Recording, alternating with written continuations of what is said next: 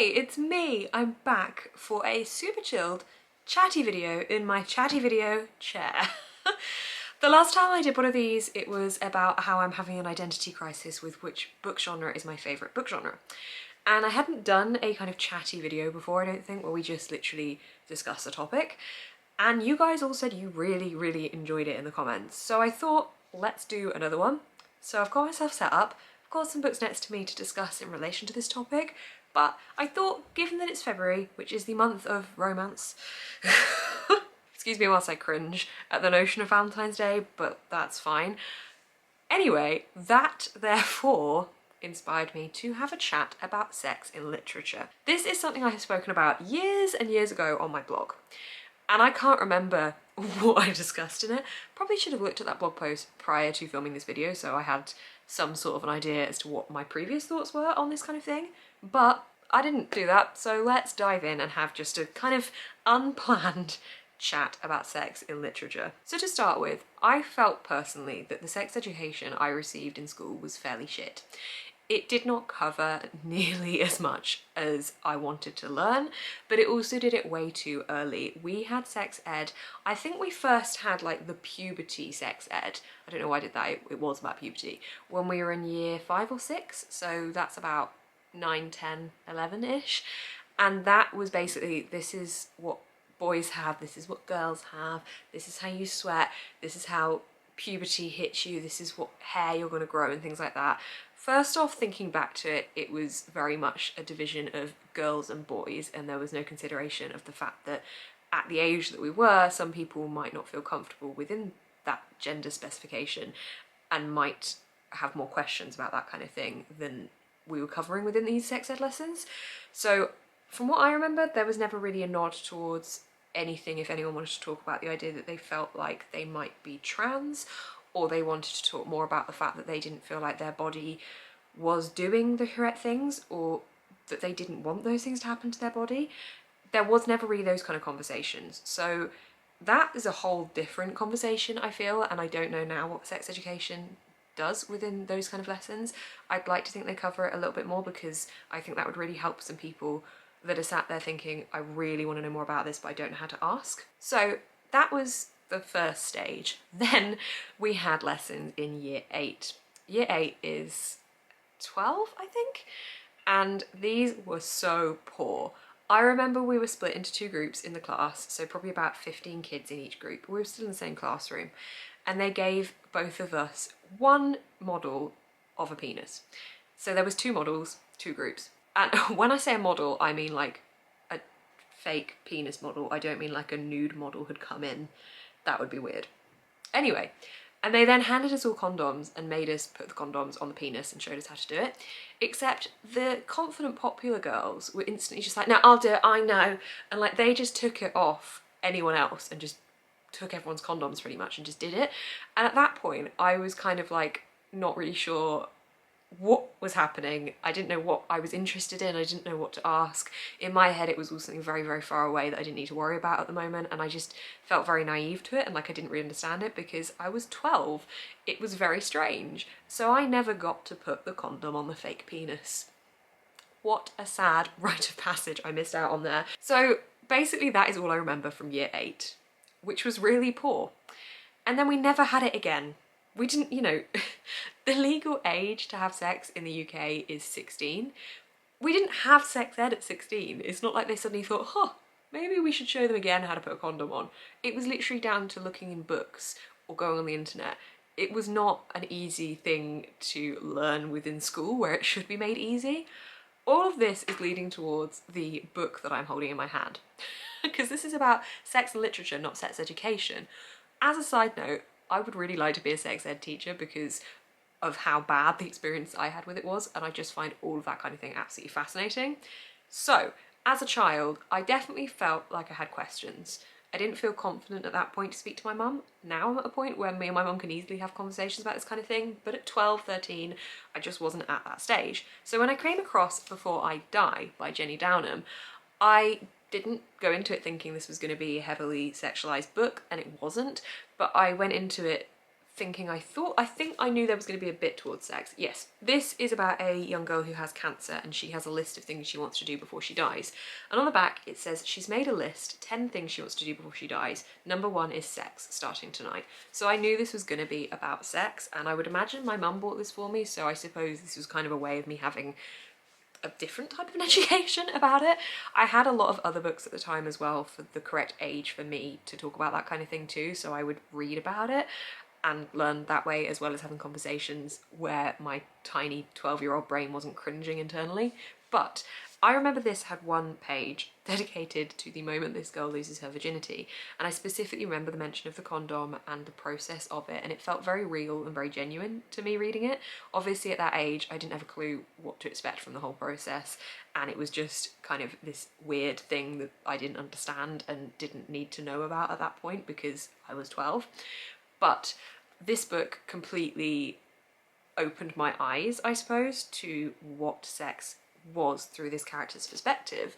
And whilst it was very short, I think the fact that it wasn't glamorized and the fact that it wasn't some great big erotic writing made it very much more, not relatable, because obviously at the age I was versus the age this girl is was quite different, but it certainly made it feel like a human thing that I could understand. Obviously I wasn't reading 50 Shades of Grey at the age of 12 because I don't think it was out, but that kind of a book, the way it describes sex and the way it describes like pretty much instant orgasm, it's just not realistic, and I don't think it's helpful if people haven't got as much knowledge or experience with that kind of thing to read those kind of books, because it completely sets these expectations that are like up here, and then when you actually go to have sex and you're like, oh, I expected it to be like Christian Grey. It's just unrealistic, and I don't think that's very fair. So I think the fact that this set me more realistic goals and understandings was instantly better in my brain, and I got on with it a lot better for that reason. So this book I felt like was a really good introduction to sex, and I think the way it handled it within its pages was really well done. And now I tried to pick some other books off my shelf, and I was thinking about what kind of different books that we've got that reference sex and go into more detail about it. Now, it won't be a surprise to many of you, but one of the books I picked up was A Court of Mist and Fury by Sarah J Maas. I'm actually in the middle of reading this book as the time of filming this, and I am just getting to the chapter where I'm going to say they because I don't want any spoilers if you've not read this book, where they have sex. And I have actually forgotten how steamy it's going to be, but what I do remember is the way Sarah J Maas writes sex scenes again does have that 50 Shades of Greyness about it, in the sense of how unrealistic I think some writers can write sex scenes. However, I'm not saying that's a bad thing, because I'm not reading this to learn about sex, I'm reading this just to have a fun time. And the fact that it mentions the sex stuff is just fictionalized and over the top and fun and just what you expect from this kind of a book. I am not going into this to get an education, so I think in that sense it's okay. You know, we're talking about a book with fae and magical lands and stuff. We're not talking about the most realistic book in the world, so that is fine.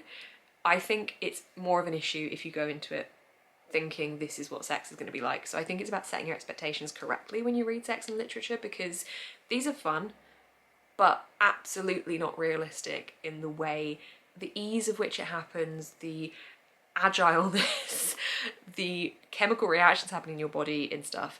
As much as these are fun, they are 0% realistic. So if you are reading these kind of books, take them with a pinch of salt. They're brilliant.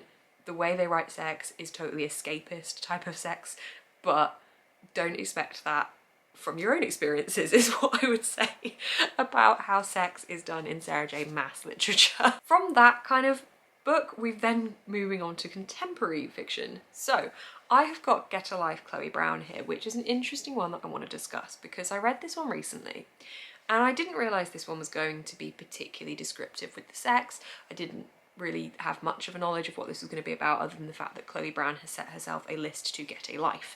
So it contains things such as have a one-night stand with someone you don't care about or something like that. Have meaningless but thoroughly enjoyable sex. So I knew it was going to cover something to do with sex in it, but the way that the sex happened in this was very weird, and I can't place why. There was a very weird imperative ownership from the male party, and it felt odd and uncomfortable. And I do not mind reading sex scenes. I am very happy reading, discussing, watching, I don't mind. But this one felt wrong in some way. I don't know why. It just felt like the male party was completely controlling the way it was happening, and the language he was using was very weird. And I've said this in a video before, and a couple of people actually commented saying they know what I mean. So I can't be completely on my own with that. And I wish I could put my finger on it and say this is why, but it felt like it wasn't forceful or anything. It just felt very uncomfortably awkward.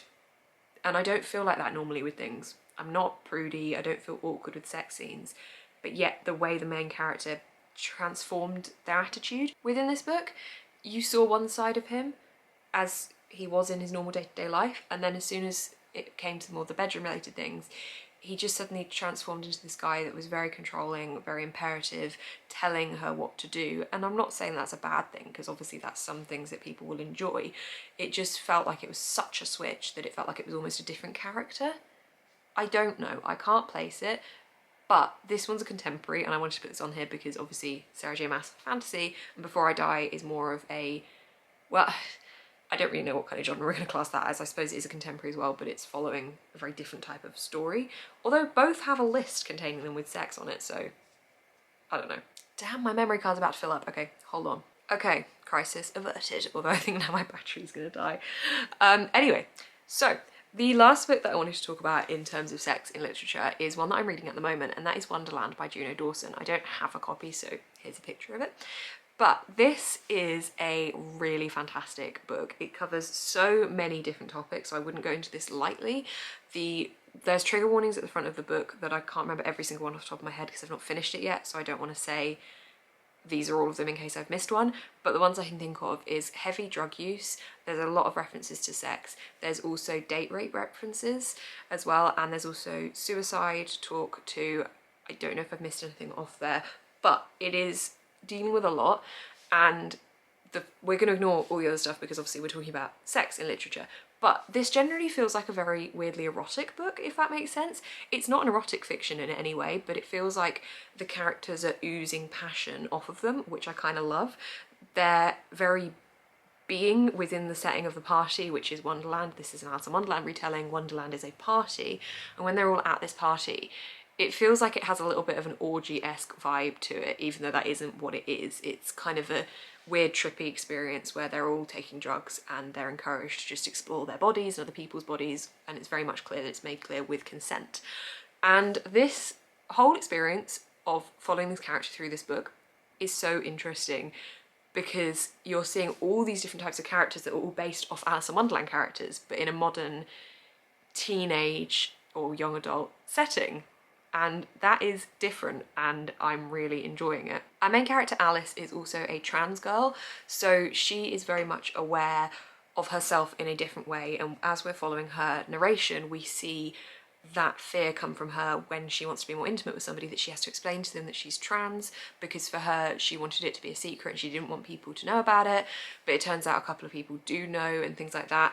And it's that conversation she has with people. Honestly, I think that adds a complete different layer to it, because not only are we seeing her narration, Alice's narration for this, and how she is approaching telling people that she's trans or explaining this to people before she wants to be more intimate with them, but we're also obviously seeing their reaction and then her reaction to how they're reacting, because she expects certain reactions from them and she's maybe surprised that she doesn't get those reactions or she gets different reactions, and it's about how she responds to that kind of thing.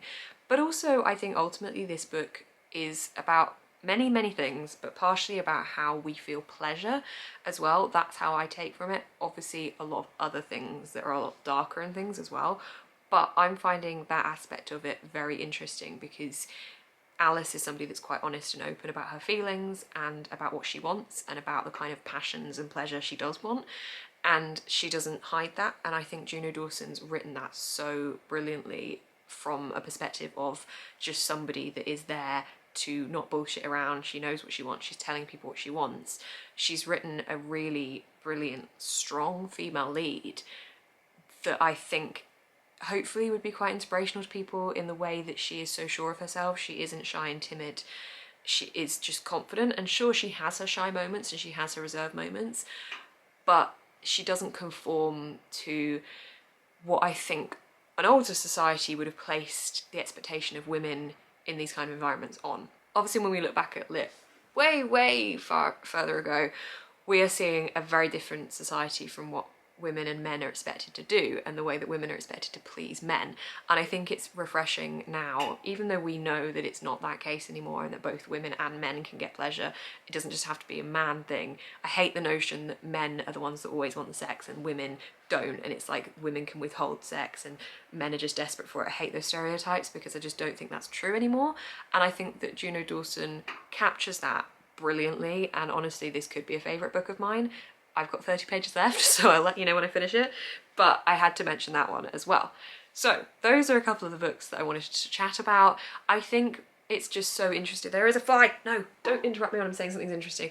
I think it's just so interesting to see how different authors capture the idea of sex, because why? Fly! I'm trying to speak. Because some of them definitely hyperbolize it and make it something much more of a fantasy than it actually is. Some of them are much more honest about it, and some of them tackle it in a completely different light in terms of giving women the power and showing it from that side of things as well, which I absolutely love. I always enjoy when a book is open and honest about this kind of thing.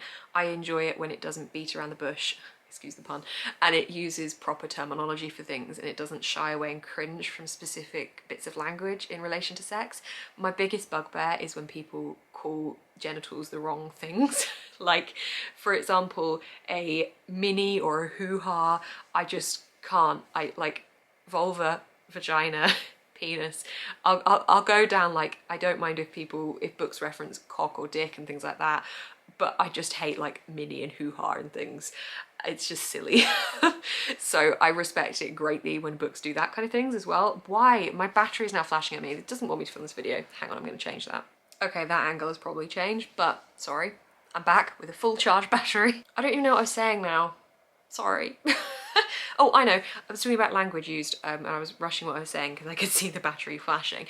I respect it better when a book uses proper language for things, or again, as I was saying, I don't mind if it's going to be using like more sexual terms, I suppose, because I don't mind if penis becomes cock or dick or something, but I just don't like the silly kind of pet names for things. I don't know. I just think if you're trying to achieve a serious sex scene, it's better to give things names that are correct, or at least not just completely ridiculous names. That's my own personal opinion anyway. I don't often read a book where it wouldn't give a proper name, but I just think when I'm reading it and it does do something more silly, I'm just like, ah, because I think it implies some kind of an embarrassment or taboo linked to words for things, and I don't like that. My big thought of embarrassment at the moment is the fact that you can't control if another person feels embarrassed. I'm personally not embarrassed by using words such as vulva or vagina, but someone else might feel embarrassed by me saying them. That's them that's embarrassed, not me. I'm okay to say those things. They're feeling embarrassed. And I don't know the way to say it, that doesn't make me sound like a bitch, but like that's their problem in a way. This could go off on so many different tangents. I just could talk about this kind of thing honestly for ages, because I just find it so fascinating. And I think that it's totally something that should be talked about more, because yeah, the taboo of words being used that shouldn't be used and things like that, it's just, I'm totally scrapping any form of taboo for talking about this kind of thing, because I think the more we talk about it, the more we normalise it. But also, if you one day are a parent, or if you're a parent now, and your child is somebody that wants to ask you questions about something to do with sex or about their body, I think the more open you yourself have learnt to be, hopefully the more open your children will be, and therefore they can come to you a little bit easier with that kind of thing, because I think it would be much more beneficial if there was a problem and they came to you rather than Google or asking friends and things at younger ages. And I think hopefully that's what I hope to have the kind of relationship like with any kids that I have, but also with my sister. We're always open with her about that kind of thing. But I think that's certainly encouraged by the literature that I read that is more open and honest about that kind of thing, and the films, and just the conversations you have in day-to-day life, and not having it be so taboo. So there we go. We have erased the taboo of sex and literature. We've had the chat. I don't know if this has been an interesting video or not, but I have quite enjoyed filming it and having this chat with you guys despite the interruptions from my camera. So if you like these kind of chatty style videos, do please give this video a thumbs up. Comment down below your opinions or thoughts on this kind of thing, because I am all here for these kind of discussions. Let me know if you like these kind of videos as well, because as I said, talking about our bodies, talking about sex, talking about the way we embrace ourselves is something I personally find really, really interesting, and it's something I could talk about for ages, and I would gladly teach myself and learn more about it. So if it's something you're interested in as well, I know this won't be for everyone, and I know not everyone is comfortable with it, and that's absolutely fine. But if it's something you're interested in, do let me know in the comments as well. Or you can subscribe to see more of my face on your feed with more book recommendations. Thank you guys so much for watching. Keep smiling and stay positive.